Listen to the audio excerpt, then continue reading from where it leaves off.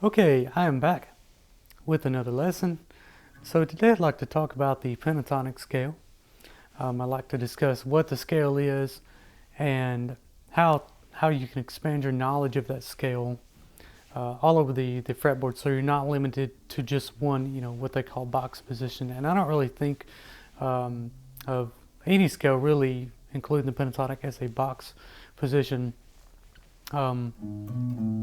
Although some people do think of it that way. I try to think of it as more of knowing where the notes are in the scale, and just knowing where your patterns are. Inevitably, there's going to be some pattern memorization and things like that, which is completely fine. But just as long as you know your way around the patterns. So for starters, let's talk about what exactly the pentatonic scale is. So on the guitar, a pentatonic scale is a 2-note per string scale.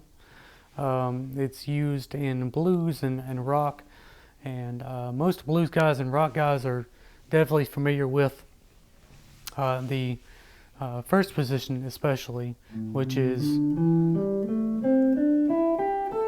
that one right there. But what most people don't know is you have all this real estate between, here, and then if we go use that position here and go 12 frets higher, whoops, same exact position, just an octave higher.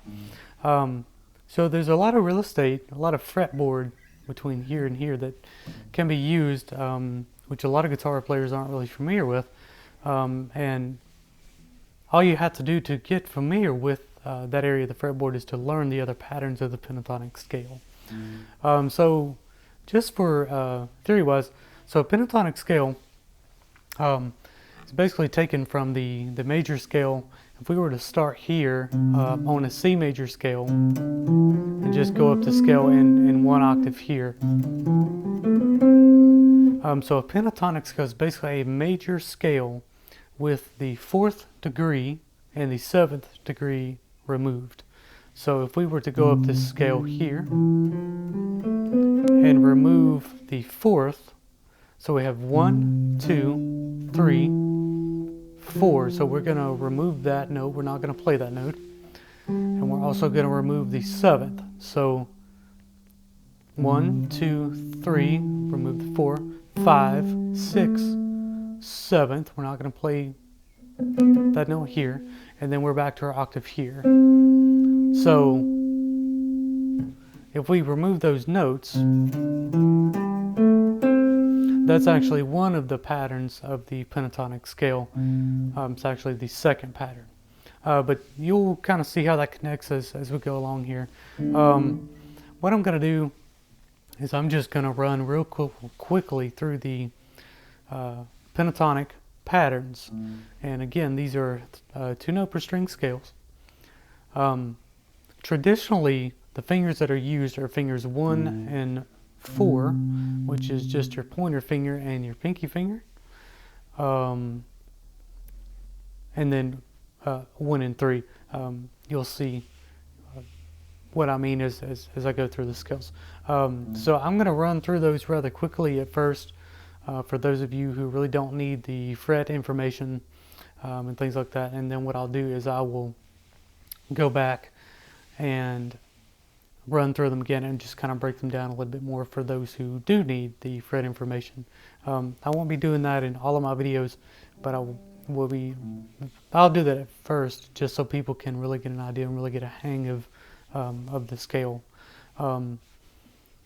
Again, the fingering of the scale, like for example this first position here,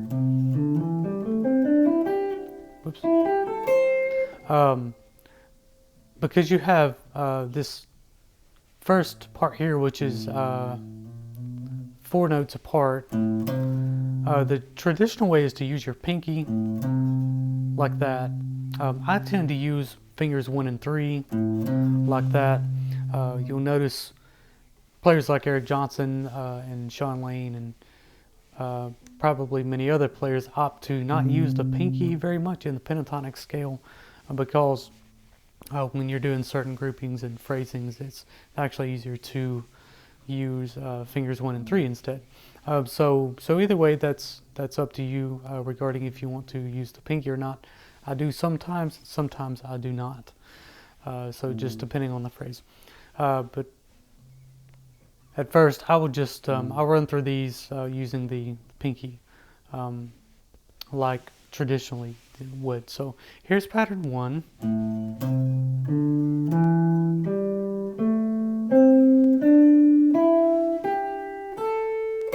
Back down the scale, same way.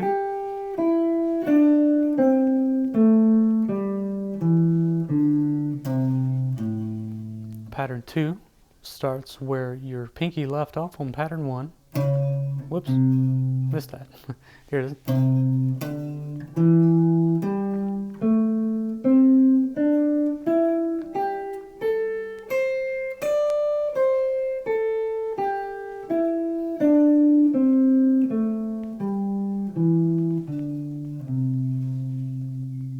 And I'm noticing that I'm not using the pinky like I said I would, because it's just such a habit for me to use the third finger. So here's pattern 3. Starts where your where your third finger left off on pattern 2.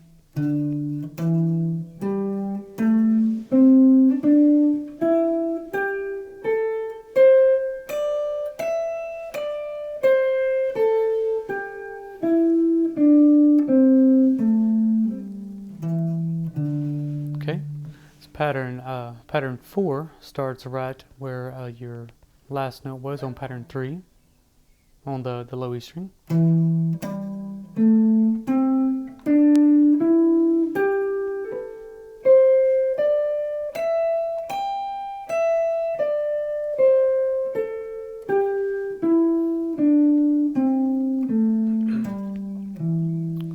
Okay, pattern 4 once again starts where your last note was on the low E string.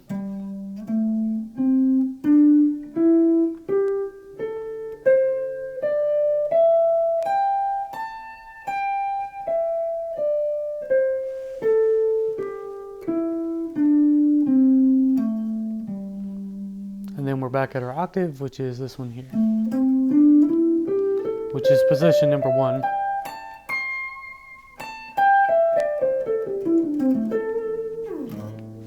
Okay, so it may take you a bit of time to memorize those patterns, as you know, especially if you've never seen any of them before. But that will definitely open up a whole realm of possibilities on the fretboard. What I'll do in the next video is to give you a really good way to memorize all of those patterns. So stay tuned for the next video, and if you like, subscribe. Thank you.